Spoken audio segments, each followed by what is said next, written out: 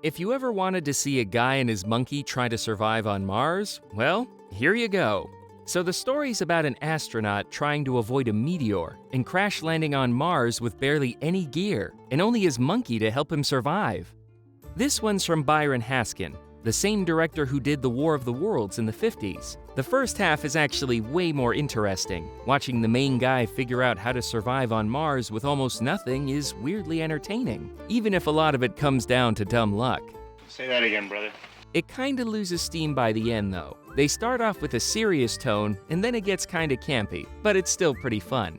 And if you're wondering, besides his affection for licking, A guy can lick the problems of heat, water, shelter, food. I know, I've done it. why this guy is gallivanting around Mars with his monkey in no suit like there's no tomorrow, it's because back then, they actually thought Mars might be more like Earth than it is. I bet he's got these problems licked.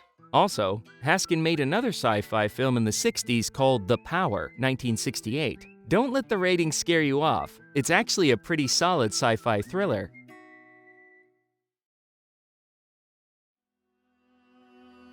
Travel far enough, and you're bound to meet a horror no one could name. One that turned their simple mission into a very different game. No voice remained to warn them of what came before. Don't cry for help. Don't plead to live. In this forsaken place, nobody can hear you scream. Two ships on a deep space mission pick up a distress signal from a strange planet, so they head down to investigate. But the second they land, the crew suddenly goes mad and starts trying to kill each other. When everything calms down, they go out to explore the planet and try to solve the mystery of what just happened to them. For a movie called Planet of the Vampires, it's actually a pretty solid sci-fi. It's from Mario Bava, and if you know his movies, you know the man has style and plenty to spare. Even when he's working with a pocket change budget, the movie looks pretty good. The production design is slick as hell, and of course it's the 60s, so the cheesy effects are part of the charm. The story's kinda like Alien, maybe even feels like it could work as a prequel to Tobe Hooper's Life Force, which was also written by Alien writer Dan O'Bannon. And the good thing is, it doesn't show exactly what the threat is or why everyone's acting weird until much later. It leaves most of it to your imagination, which makes the suspense way better. Now, some smart guy might say, well, obviously the vampires are the threat. But nope, there are no blood-sucking vampires in this one, and why nobody bothered to come up with a better title is just another mystery of the movie.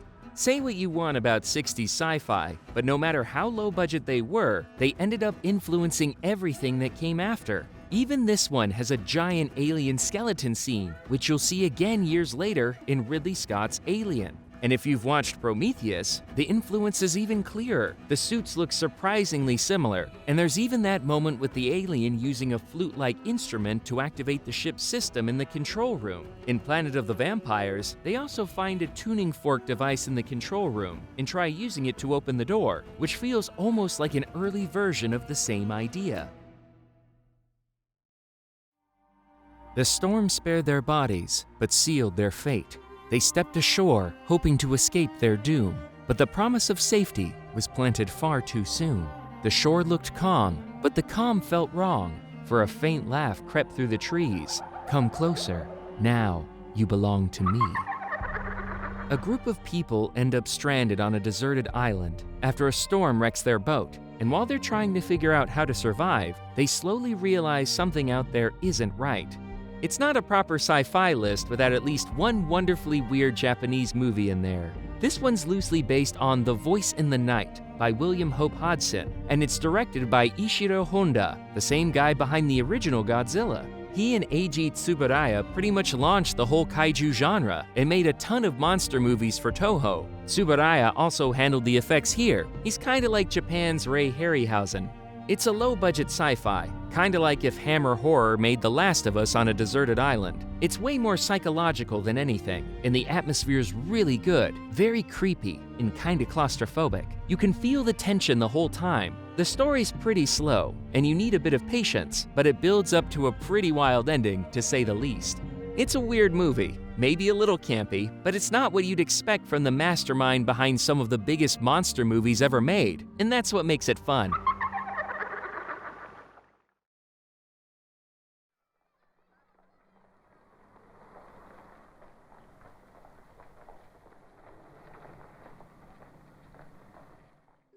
Picture a group of men chasing the future with nothing more than the power of the human mind. They believe they are opening a door. What they don't know is that once a door is opened, there is no turning back.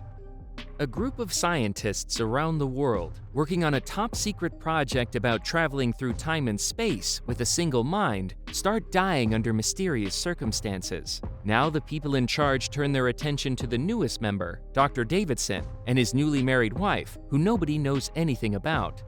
Old British sci-fi movies are really something else. They do so much with so little, and this one's no exception. It could have easily been a Twilight Zone episode if you just slapped Rod Serling's intro on it.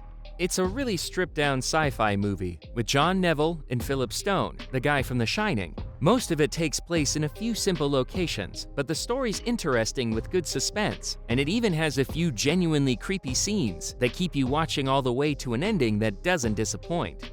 Visually, it looks surprisingly good too, definitely above the average B-movie you'd expect. The opening even feels a bit like Orson Welles' The Third Man for a second. If this sounds like your kind of movie, there's also a TV show with a kinda similar sci-fi angle called Travelers by Brad Wright, the guy behind Stargate SG-1. It's actually a really good sci-fi show if you want something new to watch. Their voyage began with a promise few had dared explore. They followed a calm path and expected nothing more. Then came a sign, quiet and mean, the kind that shifts a story without ever being seen.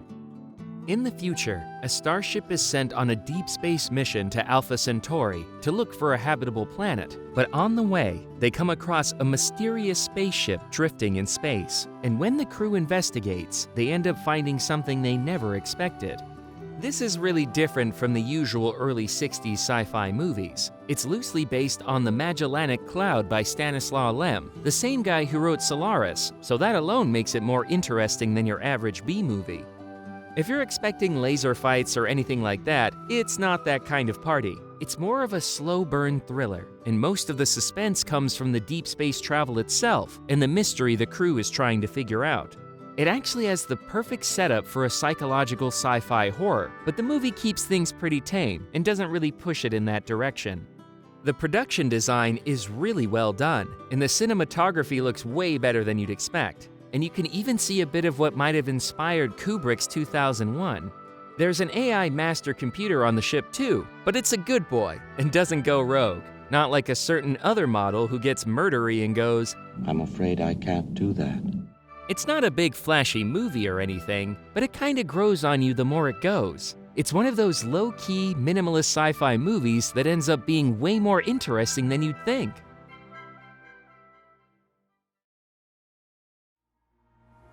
Before the world had names for its fears, old stories spoke of a devil that lived at Hobbs' End.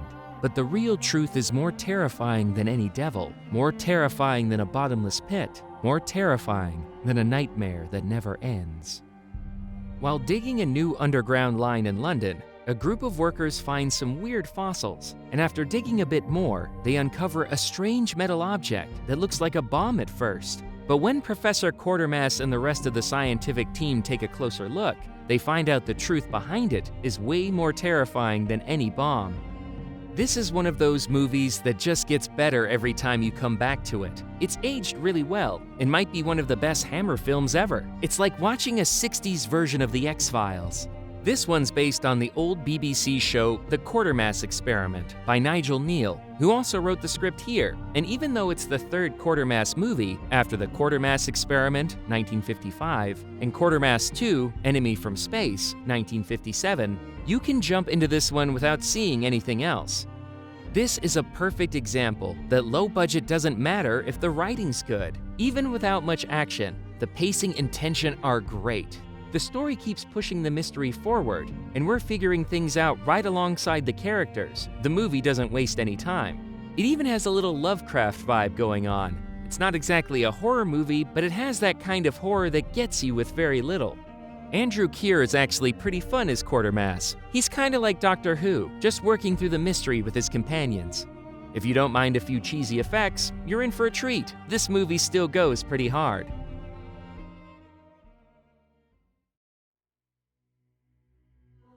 A tale as old as time.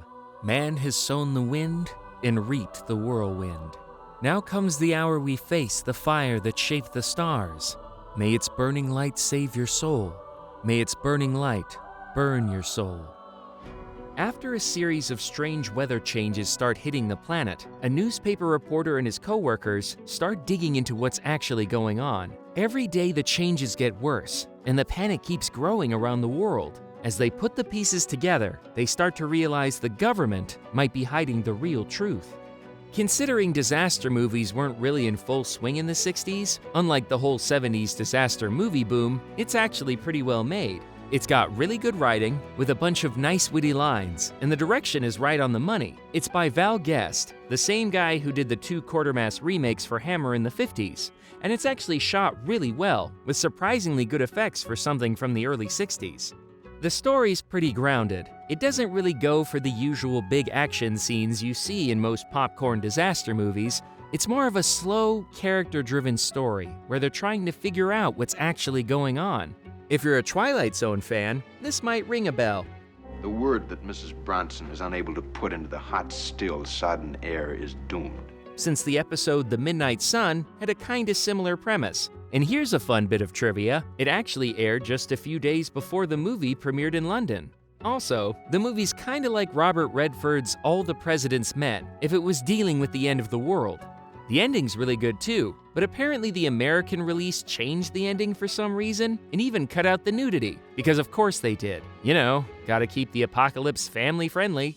Never mind all the world-ending sci-fi stuff, the movie honestly could pass as a rom-com. Edward Judd and Janet Monroe have really good chemistry.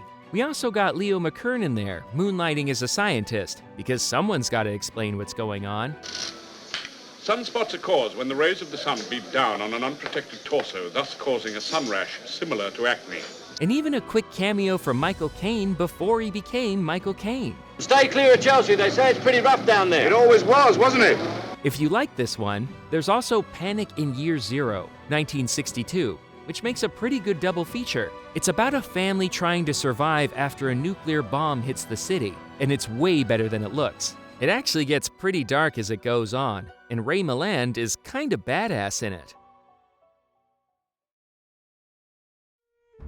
There is a place where birth is not a blessing, and childhood is not a promise. Here, in a village that closed its eyes for a moment, you'll find a generation shaped by forces indifferent to hope and entirely committed to outcome.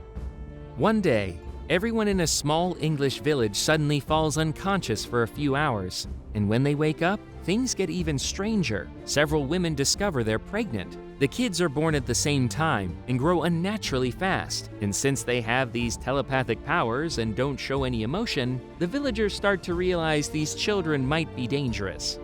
You can tell from the first few minutes this one's gonna be good. This is how you start a movie. It's based on The Midwich Cuckoos by John Wyndham. The story's really well put together. A quiet countryside village is the perfect setting for this kind of weird mystery. And the fact that the movie barely explains anything just makes it creepier. The suspense works because you're left guessing the whole time, and the ending lands really well. You can kinda see how this might have influenced The Umbrella Academy, since it has that same setup with a group of women suddenly getting pregnant after some weird event. George Sanders and Barbara Shelley are good, but the real stars are the kids, especially Martin Stevens, who also nailed another creepy kid role in Jack Clayton's The Innocents. Besides the John Carpenter remake from '95, there's also a sequel called Children of the Damned, 1964. The story isn't as strong and the kids aren't as creepy, but it's still well shot and good enough to stand on its own. If you like John Wyndham's stories, you might want to check out The Day of the Triffids, 1963. It's not the most faithful adaptation, and it's kinda overdue for a proper remaster, but it's still worth watching. If you want a better version, the 1981 BBC adaptation is the one to go for. And the whole waking up in a hospital to an apocalyptic world idea in Triffids probably inspired 28 Days Later and The Walking Dead.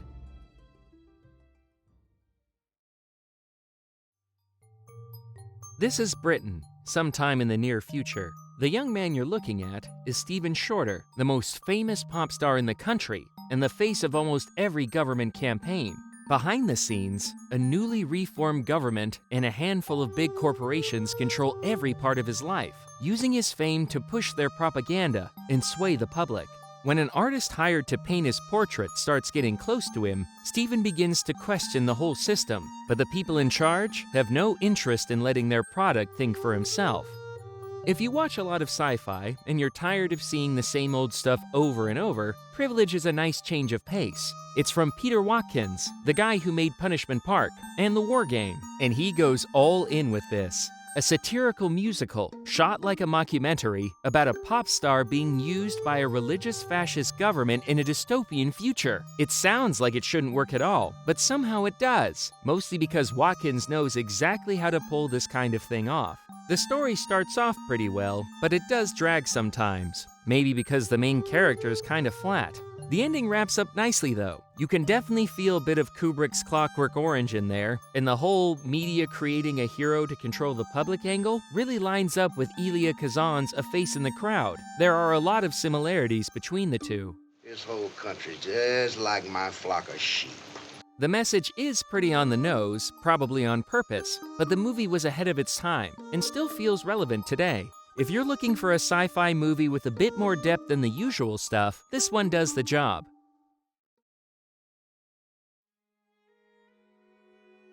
All he ever wanted was a second chance for a better life, but hope can be the cruelest kind of lie. A new face can hide the pain, but the heart still breaks just the same. A middle-aged man unhappy with his life gets offered a chance to start over through a secret organization called The Company, which can fake deaths and give people completely new identities. He takes the deal and ends up looking like a much younger man with a whole new life, but the second chance he signed up for isn't anything like he thought it would be. There were the 60s, and then there was John Frankenheimer. The man was on a mission to just keep making great movies. Seconds is probably one of his best, even though it might be his most unappreciated one. One thing you can always count on with Frankenheimer's movies, besides the great storytelling, is that you know the cinematography's gonna be good. It's always stylish as hell. Seconds was shot by the legendary James Wong Howe, and if there was ever a time to say absolute cinema, this is it. It looks incredible. It's based on the 1963 novel by David Eli, and the story is both sad and really disturbing in that Twilight Zone kind of way. The visuals and that creepy, melancholy Kafka atmosphere make you really feel what the main character is going through. And Rock Hudson is great here, completely different from his usual type of roles. It's the kind of movie that starts strange and ends even stranger. It takes that whole midlife crisis, be careful what you wish for idea, and pushes it into the most bizarre nightmare scenario. But the story's actually really sad once it sinks in, without ever getting preachy. It's a really engaging, stylish sci-fi movie, and 60s Frankenheimer films should be on everyone's watch list. They're just really damn good. There's also another sci-fi movie with a kinda similar premise to Seconds called The Face of Another. Funny enough, it also came out in 1966. It's about a man who gets disfigured in an accident and goes through an experimental procedure to get a realistic prosthetic mask, but his behavior starts getting darker and darker. This one's even weirder and creepier than Seconds. It's written by Kobo Abe and directed by Hiroshi Teshigahara, the same duo behind Woman in the Dunes, 1964. So if you haven't seen either of them yet, both of these are great. Weird, but great. Thank you for watching, and for more underrated movies, be sure to subscribe to Underrated Cinema.